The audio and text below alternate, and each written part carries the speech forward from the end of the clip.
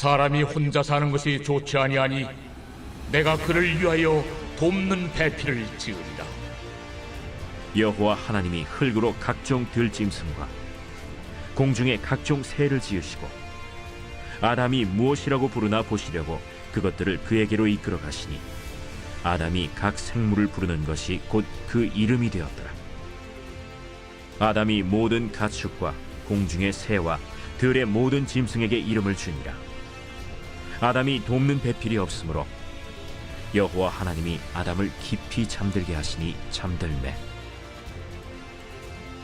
그가 그 갈빗대 하나를 취하고 살로 대신 채우시고 여호와 하나님이 아담에게서 취하신 그 갈빗대로 여자를 만드시고 그를 아담에게로 이끌어 오시니 아담이 이르되 이는 내 뼈 중에 뼈요 살 중에 살이라. 이것을 남자에게서 취하였은즉 여자라 부르리라.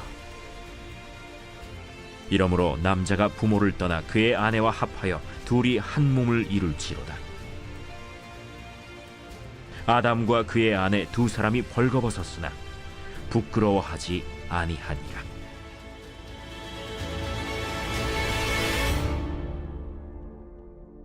인사하겠습니다. 참 잘 오셨습니다 하고 인사하겠습니다. 또 한번 인사하겠습니다. 더 좋은 것을 주실 것입니다 라고 인사합니다. 네. 우리 하나님은 더 좋은 것을 주시는 분이셔요. 우리 생각은 요만큼이지만 우리 하나님의 생각은 그보다 더 깊고 넓고 우리에게 더 많은 것을 주시기를 원하신다는 거예요. 문제는 우리가 그것을 받을 준비가 안 되어 있기 때문에 하나님께서 우리를 준비시키시고 우리가 말씀 가운데 기도함 속에서 또한 많은 여러 가지 상황 속에서 우리를 만지시고 다듬어 가십니다.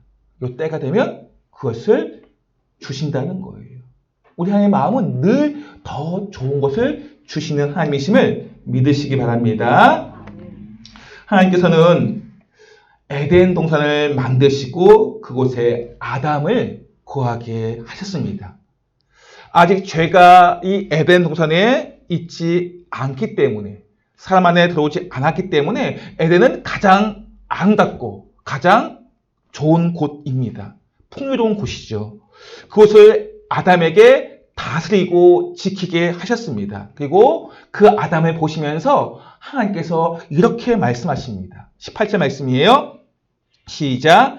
여호와 하나님이 이르시되 사람이 혼자 사는 것이 좋지 아니하니 내가 그를 위하여 돕는 배필을 지으라 하시니라. 아멘. 너무나도 잘 알고 있는 구절이죠. 하나님께서 아담이 혼자 사는 것이 좋지 아니하니 이전에는 아담을 보았을 때 보기에 심히 좋았더라 라고 이렇게 말씀하셨어요. 그런데 오늘 하나님께서는 아담을 보시면서 혼자 사는 것이 좋지 아니하니 여기서 좋지 않다는 것은 나쁘다는 의미가 아닙니다. 특별한 경우는 혼자 살 수도 있겠지만 혼자서 살기보다는 더불어 사랑하는 사회적 존재로 하나님께서 사람을 만드셨음을 알려주고 있는 것입니다. 그리고 하나님께서는 아담에게 더 좋은 것을 주시기 위해 하와를 창조하실 것임을 암시하고 있는 표현이에요. 이 말씀이. 그래서 더 좋은 것을 주시기 원하시는 하나님께서 아담을 위해서 돕는 배필을 지으실 것이다 라는 것입니다.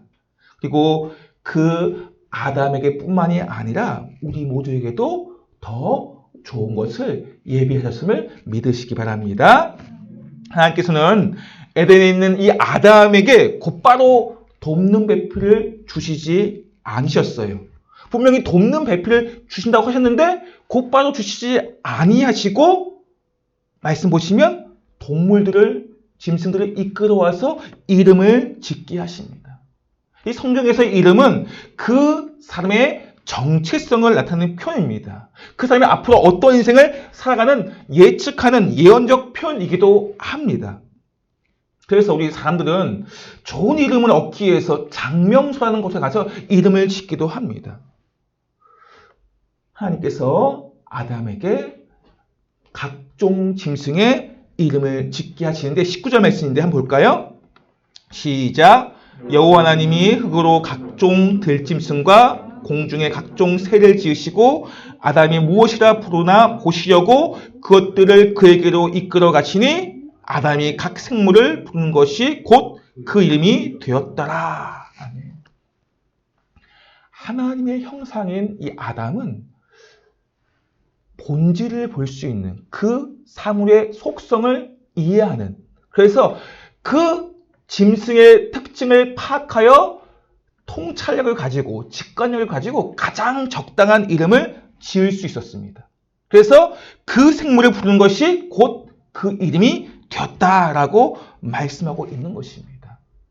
우리가 이름을 짓는다는 것은 그래도 적은 사람이 나이 많은 사람이 이름을 짓진 않잖아요.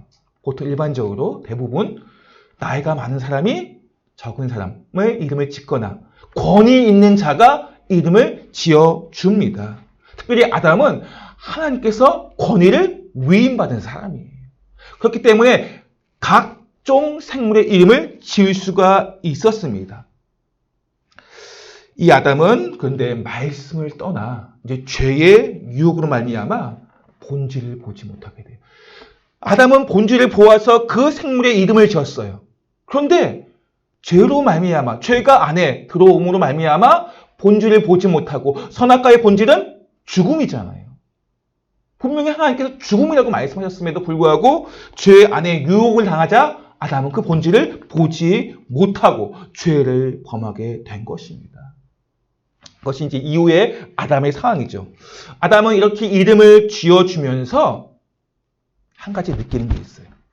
짐승들이 이름을 지음 받기 위해서 나오잖아요. 근데 다들 짝이 있는 거예요. 짝이. 동반자가 있는 것입니다. 하나님께서 돕는 배필을 주시겠다고 말씀하시고 곧바로 하와를 주시지 않은 이유가 바로 여기에 있어요. 아담이 자발적으로 자신이 원하는, 지금 각종 동물의 이름을 지으면서 그들의 짝을 보지 않았습니까? 그러면서 자기도 혹시 짝이 있지 않을까? 아무리 동물을 보더라도 좀 짝이 없는 거예요. 어떤 마음이 들까요? 외로움과 고독함이 느껴지게 되는 것입니다. 그런 외로움과 고독함 속에 스스로 홀로 있는 것이 좋지 않음을 느끼게 되면서 그때 하나님께서 아담에게 하와를 지어주시는 것입니다.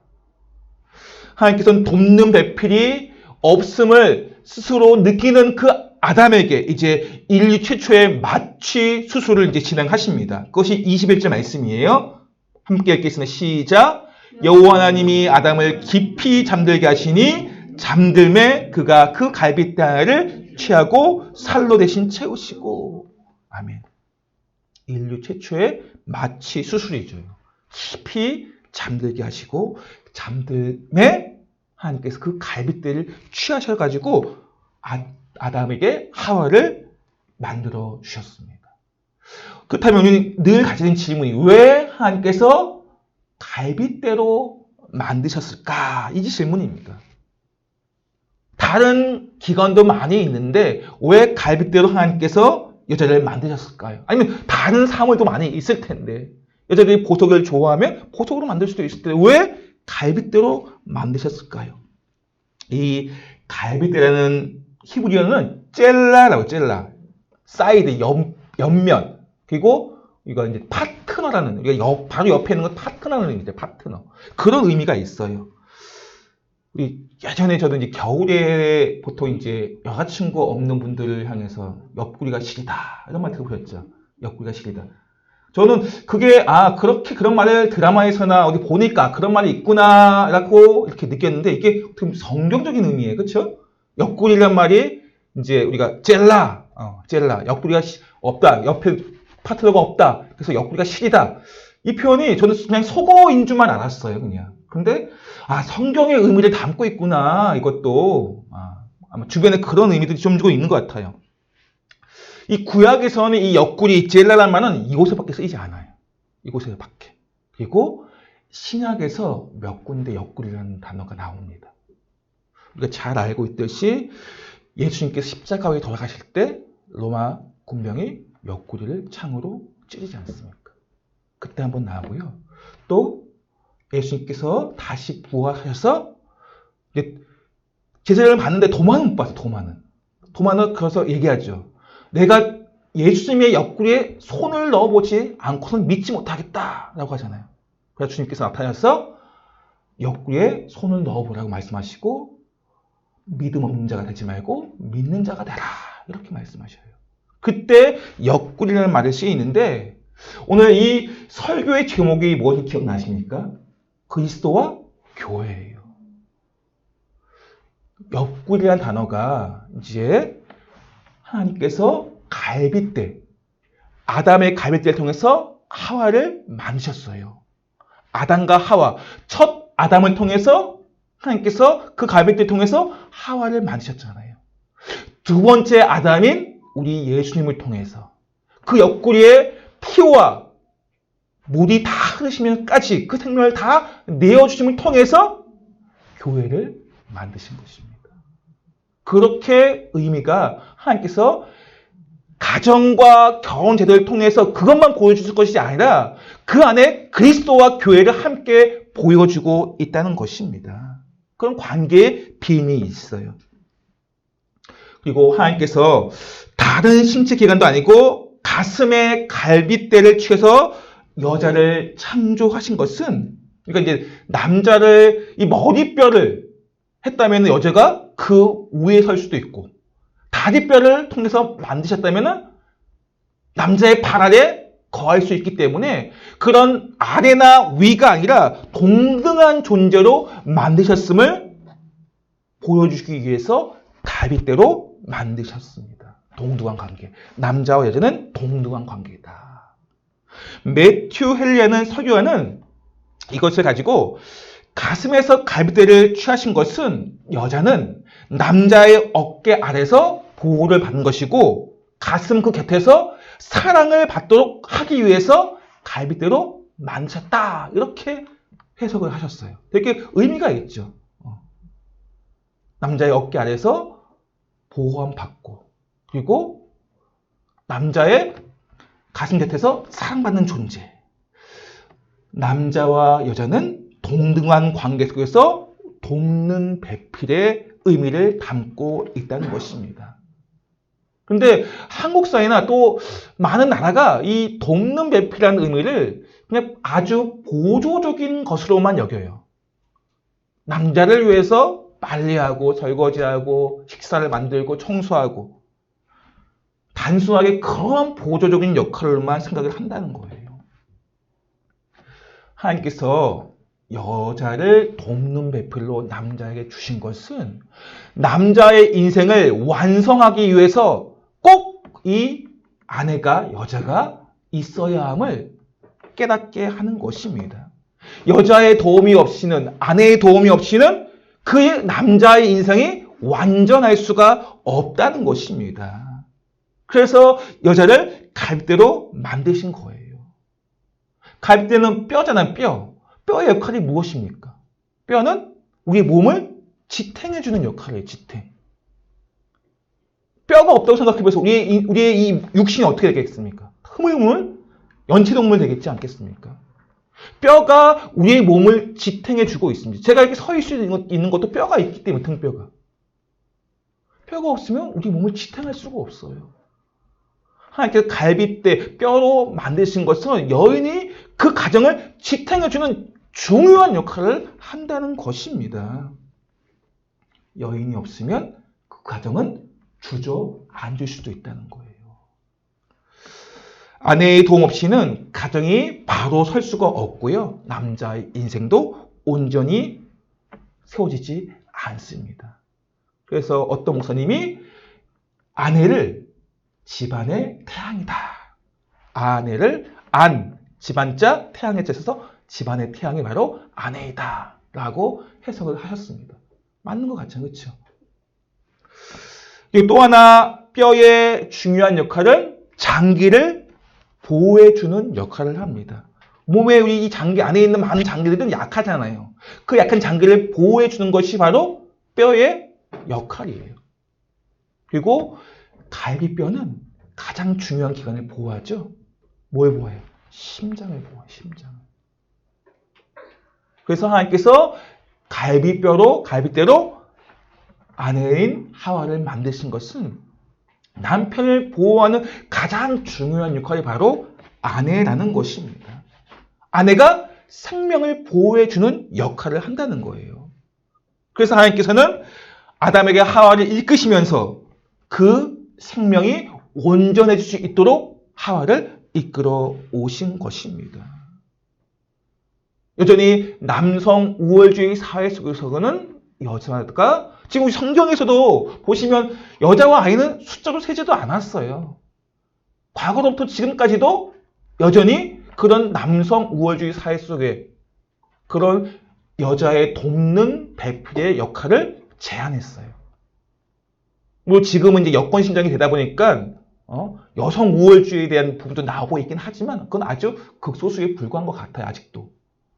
중요한 것은 남성 우월도 여성 우월도 아니고 동등한 관계로 하나님께서 만드셨고 함께 가정을 협력해서 이뤄갈 수 있도록 만드셨다는 것입니다. 그렇게 하도록 하와를 아담에게 이끌어 온 것입니다. 우리가 남성이 여성을 학대하고 정말 해서는 안 될 일을 하는 것은 결국 나에게 그러한 일을 행하는 거예요. 그것을 우리가 잊지 마셔야 된다는 거예요. 남성들은. 아내를 위하는 것이 곧 자신을 위하는 것임을 알아야 한다는 것입니다.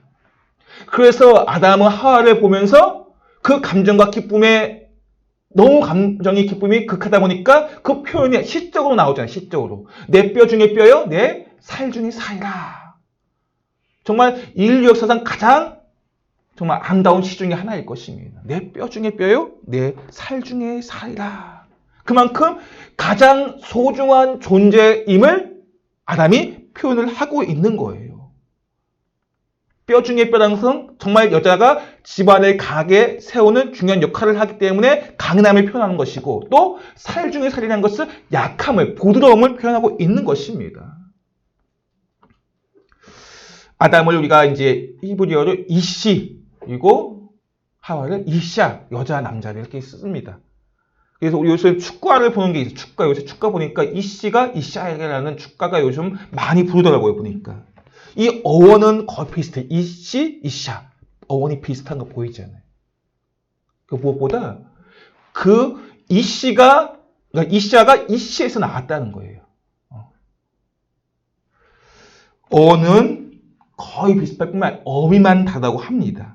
다시 말씀드리면 내 뼈 중에 뼈요 살 중에 살이라는 것은 둘은 본질적으로 하나다라는 거예요. 본질적으로 하나다. 그러니까 아담이 하와를 보면서 무엇을 직설적으로 이야기하면 너는 나야. 이 표현이에요. 너는 나야. 너가 나이기 때문에 아담은 하와는 벌거벗었으나 부끄러움을 느끼지 않는다고 말씀하고 있습니다. 한번 25절 말씀 볼까요? 시작. 아담과 그의 아내 두 사람이 벌거벗었으나 부끄러워하지 아니하니라. 예. 벌거벗으면 부끄러울 수밖에 없잖아요. 근데 너는 나이기 때문에, 나 본인이기 때문에 부끄럽지 않은 거예요. 언제 부끄러움을 느끼게 됐습니까? 죄가 들어왔을 때. 아담과 하와는 부끄러움을 느낍니다. 서로에게. 벌거벗었으나. 죄가 들어옴으로 인해서 부끄러움을 느끼게 됩니다. 그 이전에는 부끄러움이 없어서 서로 숨길 것이 없었기 때문에. 다 서로 알고 있기 때문에. 나는 너이고 너는 나이기 때문에 감출 것이 없어요. 그러면 부끄러울 것이 없는 거예요. 감출 것이 있으면 부끄러울 것이 있다는 거예요.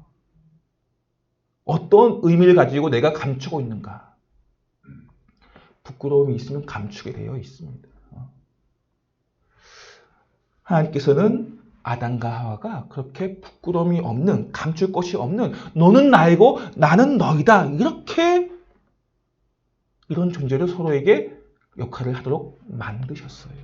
그래서 하나님께서는 아담과 하와를 주례하시면서 말씀하십니다. 24절 말씀 시작. 이러므로 남자가 부모를 떠나 그의 아내와 합하여 둘이 한 몸을 이룰지로다. 아담과 하와가 한 몸을, 가정을, 결혼의 가정을 이루게 되었음을 보여주고 있는 것입니다. 육체적으로, 인격적으로 각자의 삶을 살아왔던 두 사람이 이제 부모를 떠나 독립을 하는 거예요. 이거 이제 연합하여서 책임을 지는 존재로서 서로가 상대에게 속하여, 남편은 아내에게, 아내는 남편에게 속하여 하나가 되는 것. 이것이 바로 결혼이고 가정입니다. 이 결혼 제도와 가정의 이 제도는 이제 이 땅에 살 때만 있는 거예요?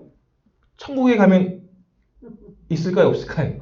천국에 가서도 부부로 계시고 싶으십니까? 아니면 천국에 가면 그런 것이 없음을 아셔야 되고, 하나님께서 이 땅에 결혼과 가정의 제도를 주신 것은 인간을 만드시면서 첫 번째 명령하신 것이 생육하고 번성하여 땅에 충만하라. 그 명령 앞에 그리스도인의 하나님의 백성이 땅에 번성하고 충만하여서 이 온 세상에 하나님의 믿는 백성들이 넘쳐나도록 그런 사명을 받은 것입니다.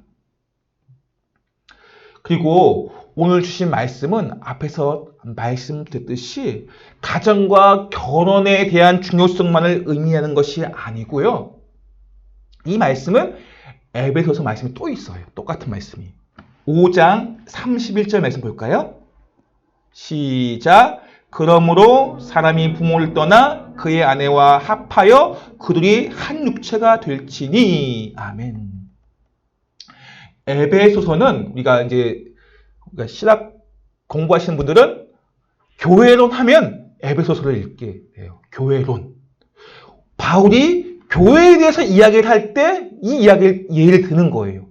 부부의 관계 속에서, 결혼의 관계 속에서 바울이 교회를 설명하다가 이 말씀을 인용하고 있는 것입니다.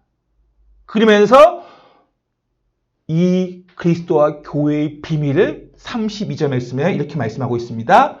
이 비밀이 크도다. 나는 그리스도와 교회에 대하여 말하노라.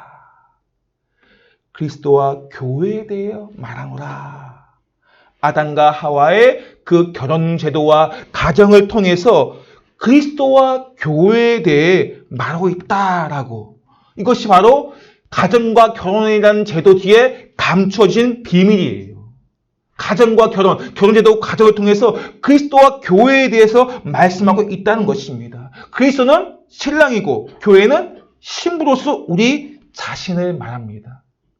그리스도가 교회를 어떻게 사랑합니까? 에베소서 5장 25절 말씀 보시면 분명히 생명을 내어주기까지 사랑한다고 기록을 하고 있어요. 그렇게 그리스도가 교회를, 우리 자신을 사랑하고 있습니다. 우리 역시 그렇다면 어떻게 주님을 섬겨야 됩니까? 우리의 삶을 다해, 생명을 다해 주님께 복종하고 순종해야 함을 남편과 아내의 부부와의 관계 속에서 그렇게 말씀하고 있고요. 우리에게 그렇게 요청하고 있습니다. 생명을 걸고 그리스도가 교회가 태어나기까지 옆구리에 물과 피를 흘리면서 교회를 이 땅에 태어나게 하셨어요. 예수 그리스도가 십자가의 그 죽음을 통해서 제자들이 세상에 흩어져 가면서 교회를 세워갑니다. 그래서 교회의 머리가 예수 그리스도이신 것입니다. 그리스도가 교회를 어떻게 사랑을 하셨는지 우리 역시 그 사건을 기억하시면서 오늘 이 결혼제도와 가정을 통해서 하나님께서 물론 하나님을 믿는 백성들이 이 온 세상에 충만하고 번성하는 것이 우리의 하나의 사명이기도 하고요. 또 하나는 그리스도와 교회의 관계처럼 우리가 하나님과의 그런 관계 안에 거해야 됨을 말씀하고 있는 것입니다. 이 말씀은 창세기의 이 말씀은 하나님께서 앞으로 교회를 앞으로 어떻게 이 세상을 구원하실까 미리 보여주시는 거예요. 십자가를 통해서 교회를 통해서 하나님께서 세상을 구원하겠다라고 말씀하고 있는 것입니다.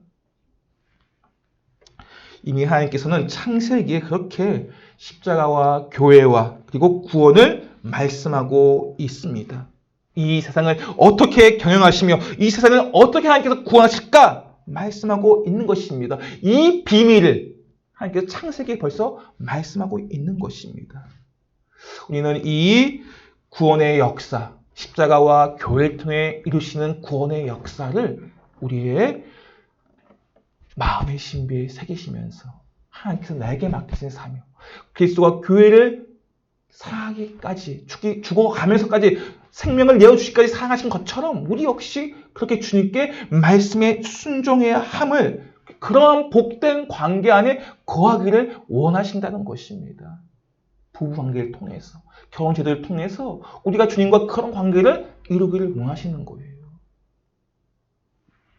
오늘 이 말씀이 다시 한번 우리의 삶을 돌아보며 십자가를 통해서 교회를 통해서 구원의 역사를 이루시고 우리의 생명이 그 구원의 역사 속에서 지금 이 자리에 있는 것이고 이제 우리가 그 주님과 복된 관계를 통해서 나를 통해서 그런 생명이 흘러가는 사명을 감당하시는 우리 모두가 되시기를 예수님으로 축복합니다.